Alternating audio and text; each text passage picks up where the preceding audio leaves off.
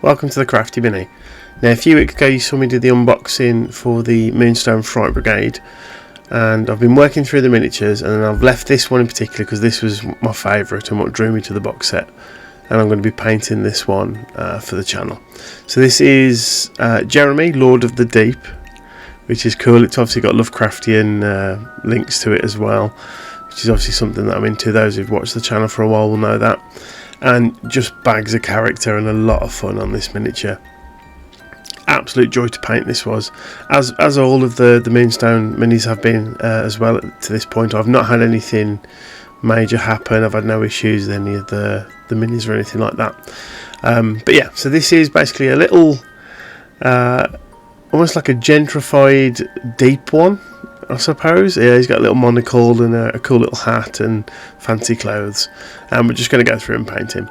So he's been base coated in green, a nice dark green like an olive camo, and then I'm just adding in more of it's intermediate green by Vallejo, and then slowly adding a bit of lime green just to build up those layers and make his skin pop a little bit more.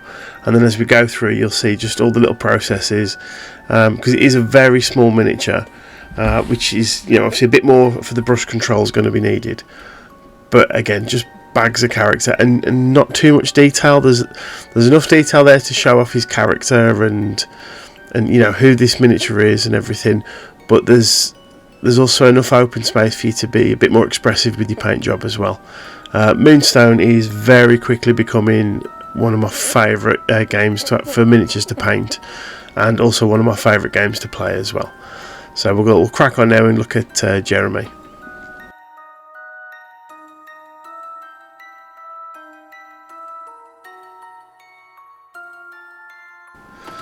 So just building up the layers, just adding more of that lime green because I want it to be quite a bright sort of mix at the end and have a lot of contrast on the mini as well.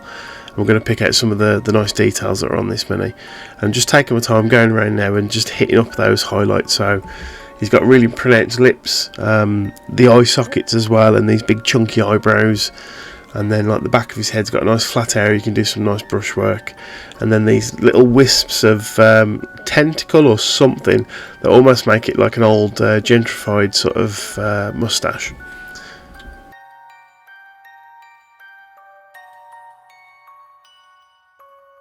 So when it came to the colour scheme, I wanted to keep it pretty basic, but you know, I want everything sort of to complement each other.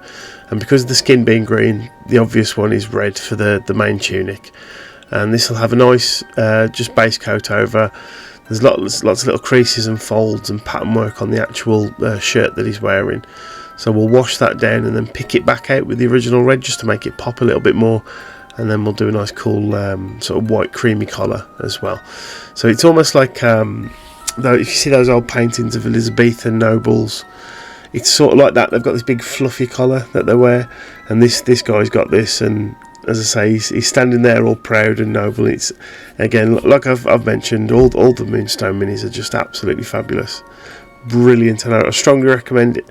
Whether you want to play the game or not, it's just if you see a box set that's got a couple of minis in there that you like the look of, take the plunge and you'll have a lot of fun painting these.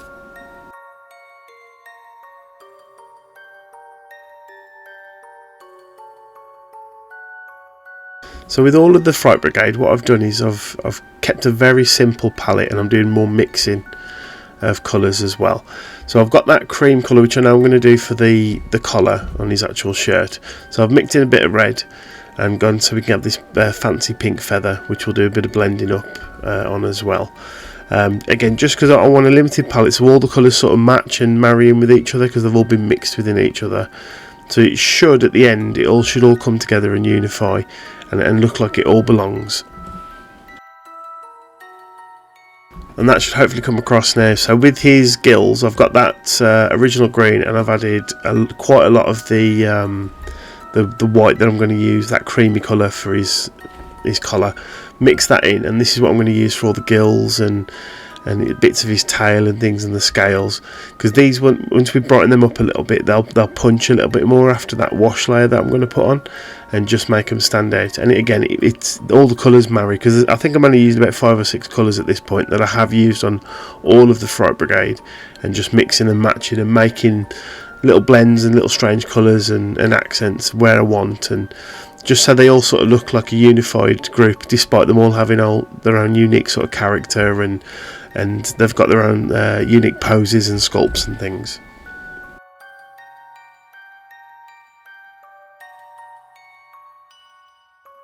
So annoyingly, I'd lost the footage for the white bit of the collar. I don't think I'd press record, but you can see here on the mini I've just picked that out, and the slit for his one eye, and then the big bulbous pupil for where the monocle's going to go.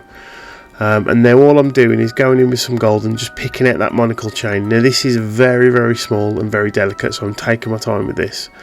And then you'll also see that white that I used on the collar, I've mixed a little bit of that in and picked some highlights out on the feather as well, just to make that, again, make it a bit more pronounced and stand out a bit more. But picking out these details, and then what we'll do is, like I've done with all the Fright Brigade, we're going to do this unifying wash that I mentioned in last week's video, that sledge source, as I've called it, from Sonic Sledgehammer Studios. And it gives everything a really nice sort of unifying detail, and picks out all those little areas without it tinting the colours too much either. And then we'll go out and we'll pick the details on it extra a bit later on. So when it came to his beret, I was toying with a few ideas. Do I do a darker colour? But I felt it would clash a bit too much with the green and the red. So what I've actually done is the original base coat colour, that sort of intermediate green that you get from Vallejo. All I've done is just desaturated the tone of it a bit with a bit of the white grey that I've used on the collar, and now I'm just going to base coat that, and then we'll just add a little bit more of the grey for a highlight layer as well.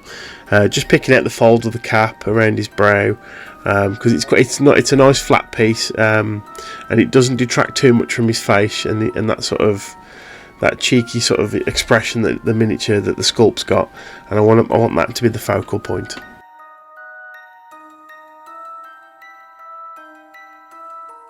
And again, so this is using that wash that I mentioned last week and previously in the clip. This stuff is amazing. It's such a good unifying wash for this scale of miniature as well. That 28mm to sort of 30mm that we do on our tabletop gaming, this stuff's brilliant. As I mentioned in last week's video, now when it goes on, it looks really dark and it looks a bit worrying, but it dries really, really clear, and it just gently tints. But it gets right, because of the Lamium medium, that helps it flow a bit more.